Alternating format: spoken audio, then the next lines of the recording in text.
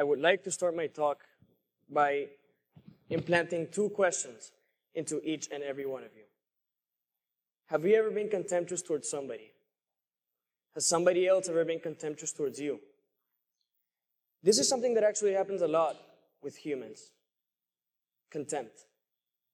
Especially in adolescence, a time of desire, confusion, and transformation. We are advanced, complicated creatures, but our nature is still that of animals. Animals are defined as multicellular organisms that can move voluntarily, acquire food, and digest that food. And we in fact do those things. Now, you may not believe me, but I'm here to tell you the truth. We are all animals.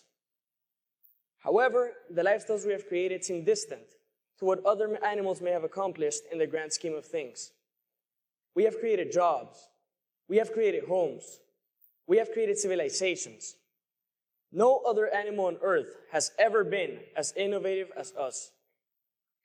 Considering that we have even domesticated other animals, that we can communicate with each other through languages, and that we are far more civilized than elephants, ants, chimps, or any other animal that we know of.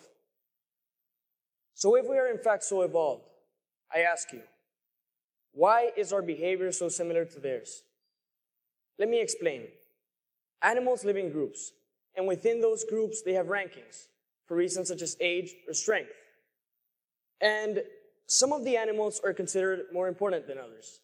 Some of the animals are considered better than others. For example, chimps. For chimps, age is a big factor when it comes to deciding who becomes the alpha male, as well as abilities in fighting and protecting their own, by demonstrating intelligence and physical strength. Now, to visualize chimps interacting this way between them seems very distant from the way that we humans make decisions and how we socialize. But is it really that different? It can be clearly seen that in high school, specifically in our high school, there is a social hierarchy. It is based similarly to the hierarchy of the chimps I just described. It is based on traits that we as humans may consider desirable, such as extroversion, cleverness, athletic abilities, popularity. And chimps also fight for a spot at the top of their hierarchies, not necessarily by physically attacking the other members. More often, they threaten and taunt each other by using gestures. And that too can be seen in us, but it's slightly different. Have you ever been part of a conversation and someone tries to impress others, or someone tries to bring somebody else down? An obvious example of this is the scenario in which two guys are talking to a girl and they both think she's attractive. So they indirectly fight for her, trying to raise their own image by bragging and pushing the other one down. And it's just like the chimps, except instead of physically attacking and threatening, we humans tend to passive-aggressively lower others' self-esteem and status, thereby raising our own. It may be easy for you to identify those who have the most influence in our school, those who are at the top of the hierarchy. These people are generally considered more attractive, more athletic, taller, stronger, smarter. It's unwritten, but we seem to hold it as law. Everybody knows it, and everybody is aware of it, but it is not often mentioned.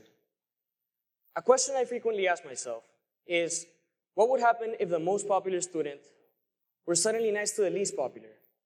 If the alpha male held a hand for the one at the bottom, the omega? Allow me to paint you a picture. There are two students. Student A, his name is John, and student B, his name is Arnold. John is very extroverted. He's popular, he's athletic, and he has a lot of friends. Meanwhile, Arnold is the complete opposite. He's introverted, he's quiet, shy, and he has very few friends. Now, from my experience, John wouldn't generally talk much to Arnold. But what if he did? What if he was suddenly very nice to Arnold? Obviously, Arnold would be happy. He'd be happy because he'd feel that he's been accepted. But he would not be draining John's energy. John might actually feel good about it too, knowing that he's made somebody else happy. Also, by doing this, John exposes himself to something interesting and great. He opens a doorway to the possibility that this person that others looked at contemptuously, this person that others prejudged, might actually have a great personality. He might actually be a great person. It's clearly a win-win situation. As a freshman, I discovered something amazing. I used to look at people outside of my social circle, people that I didn't know. And I created these images in my mind of who I thought they were. And I'd assume that's who they were in fact. And for unknown reasons, I disliked them, without having ever met them. This is the nature of prejudice. There is a particular senior that I really got to know this year. And I always knew who he was, I knew what he did, and I knew who his friends were. And I am ashamed to say that I prejudged him. I assumed he was a person with very little insight about the world and a very obvious and shallow personality. And it took me one experience. It took me one conversation with this person to change my whole perspective of what I thought of him. And it turns out he's a very nice person, with thoughts incidentally very similar to mine. And as I kept meeting people with an open mind, this kept happening. And by paying attention to this, I learned something crucial: the benefit of the doubt. High school is big, and it is filled with a lot of people, and you shouldn't make assumptions about any of them, because you can never really know about anything until you've experienced it. It is a shame that as a community we divide ourselves, when it would be so simple for us to be united. This can be changed by every individual person making a difference in their own inner circles. Whether you're at the top or at the bottom of the hierarchy, treat everybody the same. Treat everybody as equals, because we are. People should be equally influential. Therefore, if as a group we start acting more inclusively, the change might spread.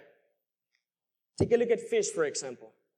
In a school of fish, if one fish slightly moves away towards another direction, the rest quickly follow. And this can be applied to the human world too. Celebrities being the leaders. They start trends, start wearing different clothes, and people follow. Chimps don't only fight for a spot at the top. They work together too. Like many other animal species, they work cooperatively to obtain the best available resources. Their cousins, the wolves, travel and hunt in packs. And within their packs, they form strong social bonds. They are very loyal animals, and have been said to at times even sacrifice themselves for other members of their pack. General knowledge is that we are in fact the most advanced and smartest beings. So if that is in fact true, why can't the bedrock of our behavior be cooperation? What if everybody had the same ranking? What if everybody could feel confident with themselves? I at times have felt without a place at school. Teens tend to be filled with so many insecurities. I have insecurities because I am afraid. I used to be afraid that my social ranking would get low, or that it could get lower. I used to be afraid that I would be left without the love of those that were nearest to me, because of not following their standards, because of not being normal.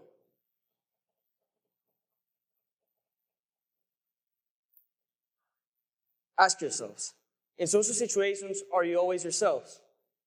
Desiring acceptance, people tend to assimilate the personalities and behaviors of those they want acceptance from. And this can be related to peer pressure too. It may not be in you to do the things that your friends do, but you do them anyway, because you want to feel like a part of the group. And that's wrong. There should be no fear of being judged for being yourself. People don't need that pressure. Because the truth is, everybody has problems. And some of those problems are tough to solve on their own. I can say in my experience that whenever I've been depressed or whenever I've been having trouble in my life, I've had a shoulder to rest my head on. And that's felt great. Support feels great. I mean, you see someone walking in a hallway, and you have no idea what is going on inside their head. You have no idea what they're going through. And it could be nothing or it could be the worst, but either way, it doesn't take away from your day to be nice to them. And in turn, you might be making their day. You might even be saving their life. Gautama Buddha, a very iconic ascetic, once famously said, "Thousands of candles can be lighted from a single candle, and the life of the candle will not be shortened. Happiness never decreases by being shared." Personally, I have had the opportunity to connect with a group of people, to feel connected with a group of people, my soccer team. As individuals, we play for one team, and in the team, it is often repeated that we are one, and that we are all there for each other. Because when one falls, there will always be 10 others there to help that person get back up. And that feeling of having a community of people unconditionally there for you if you need them feels magnificent. So even as I came to these realizations, what provoked me to address you about them today? When I was in 6th and 7th grade, I hadn't really thought about it that much. I knew it was the case, but I never really admitted it to myself. And I probably would have denied it if anybody asked me, but I think on some level of consciousness I knew that I was in fact a victim of peer pressure. I wanted my friends to accept me. So I did some things maybe I didn't really even want to do. I wanted to be accepted by my brother, so I assimilated some things about his way of life that weren't really even part of my own identity. And if I could, I would go back in time. And I would talk to myself, and I would tell my younger self that I am happiest being confident in who I am and being less concerned in what other people think of me. I've learned that happiness should be shared, and we should all support each other. It's really not that complicated. Be social, be welcoming, be nice. Take a lesson from the animals to act cooperatively.